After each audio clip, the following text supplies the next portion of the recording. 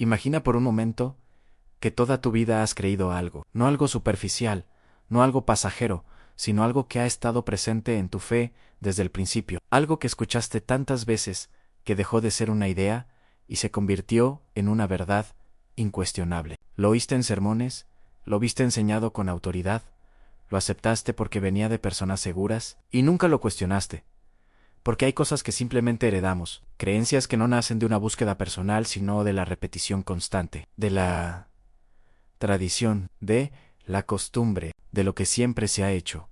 Ahora detente, haz una pausa real, porque lo que estás a punto de considerar no es una pregunta cualquiera, es una de esas preguntas que tienen el poder de cambiar tu perspectiva para siempre. Y si una de las enseñanzas más arraigadas dentro del cristianismo moderno no es exactamente como te la contaron, y si una de las prácticas más defendidas, más normalizadas, más protegidas incluso, no viene directamente de las palabras de Jesús, y si Jesús, el centro de la fe, la base de todo, la referencia absoluta, nunca enseñó el diezmo como una obligación, no como una sugerencia, no como un consejo, no como una recomendación espiritual, sino como una regla fija, como un mandato obligatorio, como una condición para recibir bendición.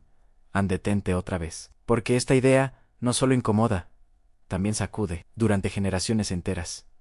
Se ha construido una narrativa poderosa, una narrativa que dice que, si quieres ser bendecido, debes dar el 10%, que si quieres que Dios abra las puertas, debes ser fiel en el diezmo, que si no lo haces, estás fallando espiritualmente, que incluso estás reteniendo algo que le pertenece a Dios. Y cuando una idea se repite durante tanto tiempo, deja de analizarse, deja de cuestionarse, se vuelve automática, se vuelve parte del sistema. Pero aquí es donde comienza el verdadero despertar, porque la fe auténtica no le teme a la verdad, no le teme a examinar lo que cree, no le teme a hacer preguntas difíciles, y entonces aparece la pregunta que lo cambia todo. ¿Dónde exactamente Jesús enseñó esto? No lo que alguien interpretó, no lo que una institución afirmó, no lo que una tradición reforzó, sino lo que realmente está escrito, lo que puedes leer, a lo que puedes verificar, lo que está en los evangelios.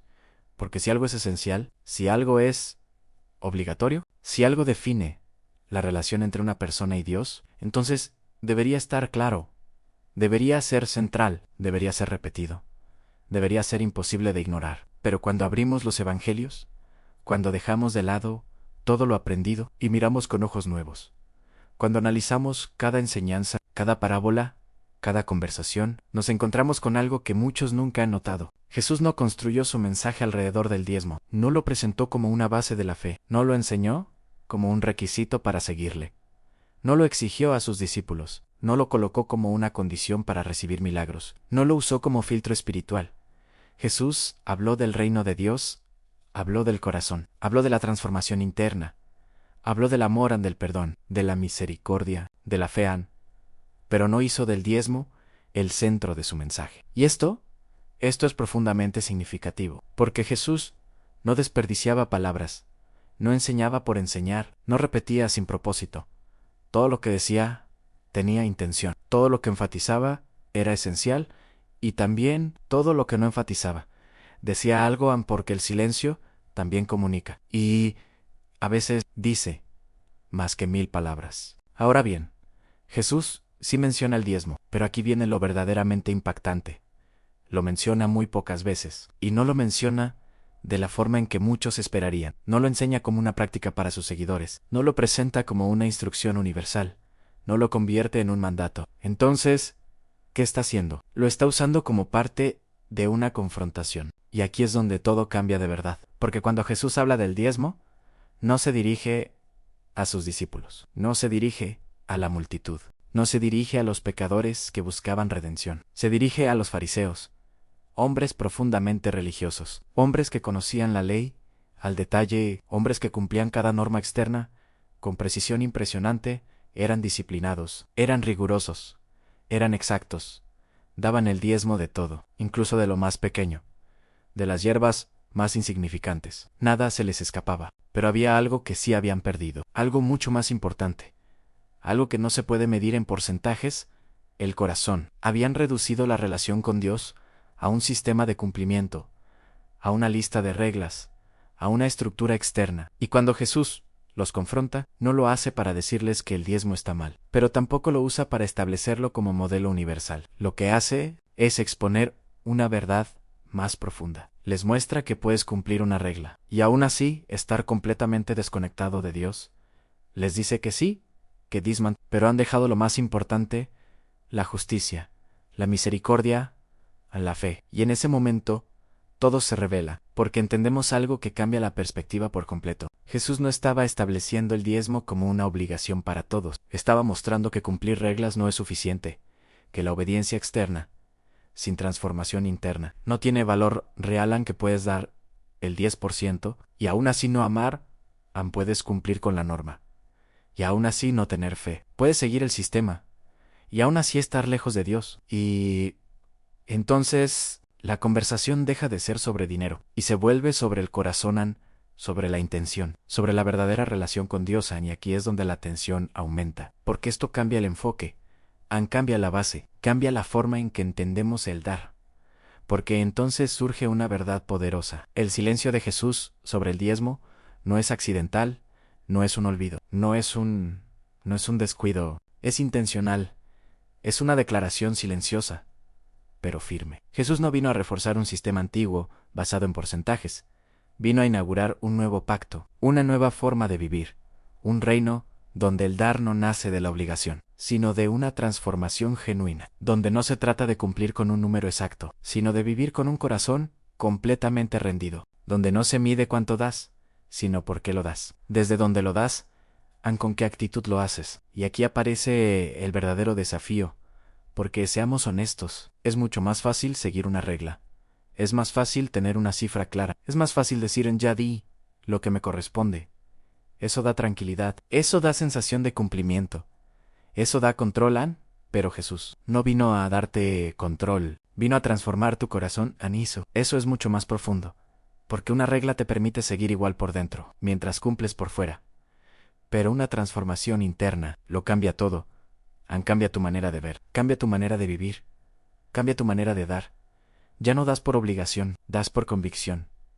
Ya no das por miedo, das por amor. Ya no das para cumplir. Das porque tu corazón ha sido tocado. Y eso no se puede medir en porcentajes. No se puede encerrar en una fórmula, no se puede reducir a una regla.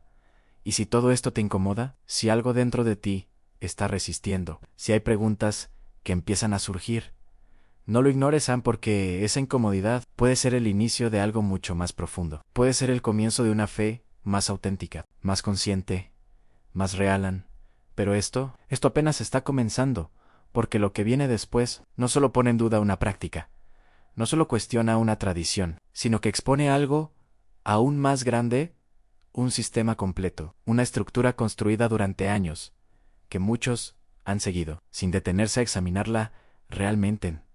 Y cuando veas eso, cuando lo entiendas, con claridad, cuando lo enfrentes, sin filtros, algo dentro de ti no volverá a ser igual, porque la verdad, cuando se ve de frente, ya no se puede ignorar. Ahora que entendemos que Jesús no estableció el diezmo como una norma universal para sus seguidores, tenemos que dar un paso aún más profundo, un paso que muchos evitan, un paso que requiere dejar a un lado lo que siempre hemos escuchado y atrevernos a investigar el origen, porque hay algo que debes entender con claridad absoluta. No puedes interpretar correctamente una práctica si no comprendes el contexto en el que nació. No puedes aplicar algo hoy sin saber para quién fue dado originalmente. Y aquí es exactamente donde muchas ideas modernas comienzan a desmoronarse. Porque cuando volvemos al inicio, cuando vamos a la raíz, cuando observamos sin filtros, descubrimos algo que cambia completamente la perspectiva. El diezmo, en su origen bíblico, no era dinero, no eran billetes, no eran monedas, no era una transferencia, no era un depósito mensual, no tenía nada que ver con salarios como los conocemos hoy. Era algo completamente distinto, algo mucho más ligado a la tierra, a la vida agrícola, a los ciclos naturales. El diezmo era producto, era cosecha, era ganado, era el fruto directo del trabajo en la tierra. Trigo, vino, aceite, frutos, rebaños, eso era el diezmo. Y esto no es un detalle sin importancia. Esto cambia todo, porque significa que el diezmo no nació como un sistema financiero, sino como un sistema agrícola dentro de una nación específica, una nación con una economía completamente distinta a la nuestra, una sociedad donde la riqueza no se medía en cuentas bancarias, sino en producción en tierra, en cosecha en animales. Y aquí viene algo que casi nunca se enseña, algo que rompe completamente la idea de que el diezmo era universal. No todos diezmaban.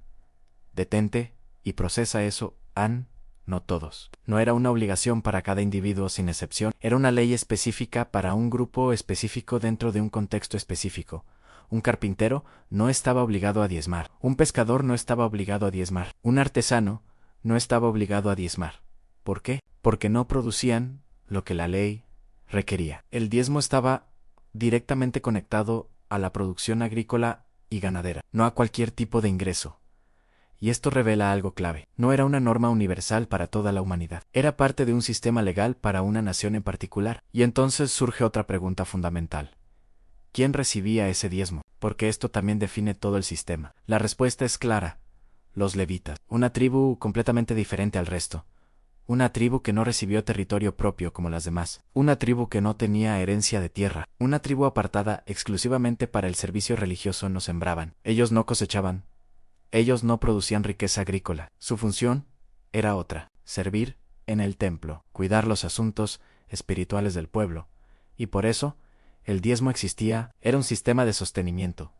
No para una institución moderna, sino para un grupo específico que no tenía otra forma de sustento. Pero aquí es donde la comprensión se vuelve aún más profunda. El diezmo no era un acto aislado, no era una práctica independiente, no era algo que se pudiera separar del resto, era parte de un sistema completo, un sistema que incluía múltiples elementos conectados entre sí, sacerdotes, templos, sacrificios, fiestas religiosas, leyes ceremoniales, rituales. Todo funcionaba como un solo cuerpo, todo estaba interconectado, no podías tomar una parte y dejar el resto. Y aquí viene una de las revelaciones más impactantes de todas.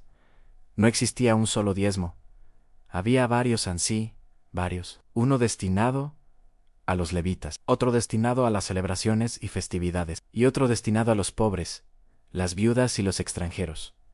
Era un sistema complejo, no organizado, estructurado. Y cuando sumabas todos esos diezmos, no daba 10%, daba mucho más. Aproximadamente 23% anual. Ahora detente otra vez. Y piensa con honestidad. Si hoy alguien enseñara ese modelo completo, no solo el 10%, sino todo el sistema tal como era, ¿cuántas personas lo aceptarían realmente? Porque no podrías elegir solo la parte conveniente. No podrías tomar un fragmento y aplicarlo aislado. O tomas todo el sistema, o reconoces que ese sistema ya no está vigente. Pero aquí es donde llegamos al punto más fuerte de todos. El punto que cambia completamente la conversación. En todo ese sistema dependía de algo esencial. Algo sin lo cual nada de eso tenía sentido. El templo sin templo. No hay sacrificios, sin sacrificios. No hay sacerdocio activo, sin sacerdocio. No hay sistema levítico, y sin sistema levítico. No hay diezmo. Todo estaba conectado, todo dependía de ese centro. El templo era el corazón del sistema, era el lugar donde todo convergía, donde todo tenía sentido. Y entonces ocurre algo que cambia la historia para siempre. Jesús hace una declaración que en su momento debió sonar imposible. Dice que el templo será destruido. No habla en símbolos, no es una metáfora, es una afirmación directa, y años después, esa declaración se cumple. El templo es destruido completamente, no queda en pie, desaparece, y con él, todo el sistema que sostenía el diezmo deja de existir. No parcialmente, no temporalmente, totalmente. El sacerdocio levítico deja de funcionar, los sacrificios cesan, las prácticas ceremoniales terminan, el sistema entero colapsa, y aquí es donde todo se vuelve imposible de ignorar. Jesús no reforzó el diezmo, porque sabía que pertenecía a un sistema que estaba por desaparecer. No estaba construyendo sobre lo antiguo, no estaba intentando reparar lo viejo, estaba introduciendo algo completamente nuevo, algo que no dependería de edificios físicos, algo que no estaría atado a estructuras religiosas, algo que no funcionaría bajo un sistema económico basado en porcentajes obligatorios, sino algo mucho más profundo, mucho más interno, mucho más real, un nuevo pacto, una nueva manera de vivir, una nueva forma de relacionarse con Dios, donde el centro ya no sería un templo, sino el corazón del ser humano, donde el enfoque ya no sería cumplir reglas externas, sino experimentar una transformación interna. Y entonces llegamos a la pregunta inevitable, la pregunta que no se puede evitar. Si ese sistema ya no existe, si el templo ya no está, si el sacerdocio levítico ya no opera, si todo el contexto que sostenía el diezmo desapareció, ¿por qué se sigue enseñando como si todavía estuviera vigente? ¿Por qué se presenta como una obligación universal? ¿Por qué se enseña como si fuera un mandato directo para todos los creyentes? La respuesta no es sencilla, pero es necesaria porque implica tradición, implica estructura, implica sistemas que han continuado sin ser examinados profundamente. Y lo que viene ahora va a ir aún más allá, porque no solo responde esa pregunta, sino que revela algo mucho más radical, algo que no solo cambia la forma en que ves el diezmo, sino la manera en que entiendes el dar la fe y tu relación con Dios. Y cuando lo veas con claridad, ya no podrás ignorarlo ahora sí. Hemos llegado al punto más importante de todos, el punto donde todo lo anterior cobra sentido, el punto donde las piezas encajan, el punto donde ya no puedes simplemente escuchar, sino que tienes que decidir qué hacer con lo que estás entendiendo. Porque si hemos visto que Jesús no estableció el diezmo como una obligación, y si hemos entendido que el sistema donde nació ya no existe, entonces no basta con cuestionar, tenemos que reconstruir, tenemos que responder a la pregunta que lo define todo. Si el diezmo no es la base, entonces, ¿cómo funciona realmente el dar en el reino de Dios? ¿Qué espera Dios de una persona hoy? ¿Cómo se vive una vida de generosidad verdadera, sin reglas fijas, sin porcentajes definidos, sin una estructura externa que te diga exactamente qué hacer? Y aquí es donde todo cambia de una forma que muchos no esperan, porque el modelo de Jesús no elimina la generosidad, no la debilita, no la reduce, hace algo mucho más radical. La transforma completamente, la lleva a un nivel donde ya no se puede fingir, donde ya no se puede cumplir de forma superficial, donde ya no basta con dar una parte, porque ahora todo está en juego. Un nivel donde ya no hay porcentajes, hay propósito, en donde ya no hay obligación, hay amor, donde ya no hay cálculo, hay rendición. Y esto es profundamente confrontante, porque cuando hay una regla, tú decides hasta dónde llegar, pero cuando hay amor, ya no decides tú, el amor te lleva más allá. El amor rompe tus límites, el amor te incomoda, el amor te transforma. Y para entender esto con total claridad, tenemos que mirar atrás, pero no a cualquier lugar. Tenemos que observar a los primeros creyentes, a aquellos que vivieron el mensaje en su forma más pura, sin añadidos, sin tradiciones acumuladas, sin sistemas religiosos complejos, personas reales, con vidas reales, que experimentaron una transformación real.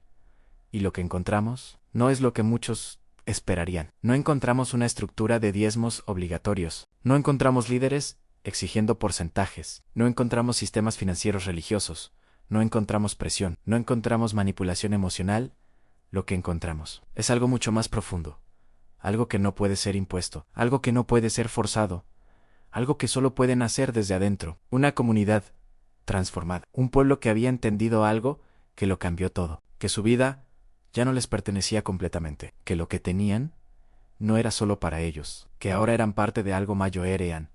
Y esa comprensión produjo una consecuencia inevitable, generosidad, pero no una generosidad medida, no una generosidad calculada, no una generosidad limitada por un número, una generosidad viva, dinámica, radical. Las personas compartían lo que tenían, abrían sus casas, abrían sus recursos, abrían sus manos, y lo hacían sin que nadie se los impusiera, sin que hubiera una ley que los obligara, sin que existiera una estructura que los controlara. Lo hacían porque algo dentro de ellos había cambiado, porque habían entendido el valor del otro, porque habían comprendido el amor de una manera práctica, porque ya no vivían solo para sí mismos. Y esto se reflejaba en acciones que hoy incluso pueden parecer extremas. Vendían propiedades, entregaban recursos importantes, sostenían a quienes lo necesitaban, y lo hacían con gozo. No con presión, no con miedo, no con culpa, con alegría, con convicción, con libertad. Y aquí aparece una de las ideas más poderosas de todo este modelo, una frase que redefine completamente el concepto de dar, según la necesidad de cada uno. Detente aquí. No sigas leyendo rápido, porque esta frase rompe todo el esquema tradicional. Ahora el enfoque ya no está en ti, no está en cuánto das, no está en qué porcentaje cumples. El enfoque está en el otro, en la necesidad real, en la persona concreta, en la situación específica, y eso cambia todo, Ann, porque ahora ya no puedes desconectarte, ya no puedes dar de forma automática, ya no puedes cumplir y seguir adelante. Ahora tienes que ver, tienes que escuchar, Ann, tienes que involucrarte, tienes que sentir, Ann, tienes que responder, Ann. Y eso es mucho más exigente que cualquier regla, porque una regla se puede cumplir sin pensar. Pero el amor te obliga a estar presente, te obliga a mirar alrededor, te obliga a salir de ti mismo, te obliga a actuar, y aquí es donde se revela la diferencia más profunda de todas. El diezmo te da una medida, te dice cuánto dar, te da un límite, claro, te permite decir en ya cumplí. Pero el Evangelio no te da un número, te hace una pregunta que no puedes ignorar, una pregunta que te sigue, una pregunta que te confronta. ¿Cuánto estás dispuesto a amar? Y esa pregunta no tiene respuesta fija, porque el amor verdadero no se mide, Ann, no se calcula, no se limita. El amor siempre va más allá, siempre da un poco más, siempre rompe el límite, siempre desafía la comodidad. Y entonces entendemos algo que libera profundamente. No das para ser aceptado, no das para ganar el favor de Dios, no das para evitar consecuencias, no das por miedo, das porque ya eres aceptado, das porque ya has sido amado, das porque ya has sido alcanzado, das porque algo dentro de ti cambió. Y cuando esa verdad se vuelve real, todo se transforma. El dar deja de ser una carga, deja de ser una obligación pesada. Si llegaste hasta aquí, dale like y suscríbete para subir más videos como este y hacer crecer el canal. Y si te está gustando el video, hazlo saber en los comentarios. Deja de sentirse como un deber incómodo y se convierte en una expresión natural, espontánea, genuina. Das porque quieres, das porque amas, das porque entiendes, das porque ves, das porque sientes, das porque ya no puedes vivir de otra manera. Y entonces llegamos al punto más profundo de todos en la pregunta final, la que realmente importa, la que define todo. No es si estás dando una cantidad específica, no es si estás cumpliendo con un porcentaje, no es si estás siguiendo una estructura, es esta. ¿Tu corazón está disponible? ¿Está abierto? ¿Está sensible? ¿Está dispuesto a ser movido? ¿Está listo para responder? ¿Estás viviendo con manos abiertas?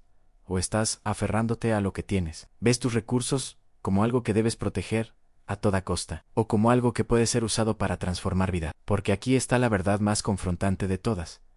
Jesús no vino a pedir una parte, vino a pedir todo, Ann, no un porcentaje, no una fracción, no una contribución, todo, el corazón completo, la vida completa, a la entrega total. Y cuando eso sucede, cuando realmente te rindes, cuando realmente entiendes, cuando realmente permites que esa transformación ocurra, algo cambia para siempre. Ya no necesitas que alguien te diga cuánto dar, ya no necesitas una regla externa, ya no necesitas una cifra, porque ahora hay una guía interna, el Espíritu, una dirección constante, una sensibilidad nueva. Comienzas a ver necesidades que antes ignorabas, comienzas a sentir lo que antes no sentir, comienzas a responder de formas que antes no considerabas, y en ese punto descubres algo que no se puede explicar completamente con palabras, algo que no se puede medir, algo que no se puede calcular, pero que lo cambia absolutamente todo. La verdadera libertad. Una libertad que no significa dar menos, sino dar mejor. Una libertad que no elimina la generosidad,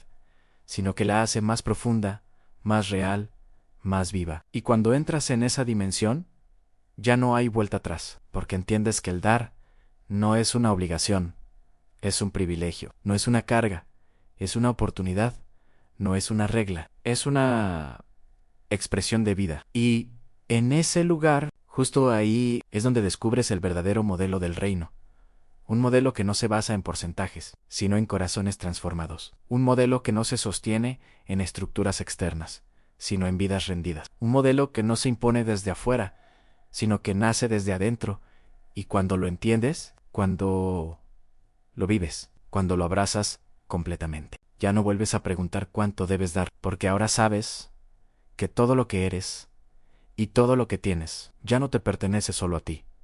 Y ahí, en esa entrega, en esa libertad, en esa verdad, es donde realmente comienza la vida del reino.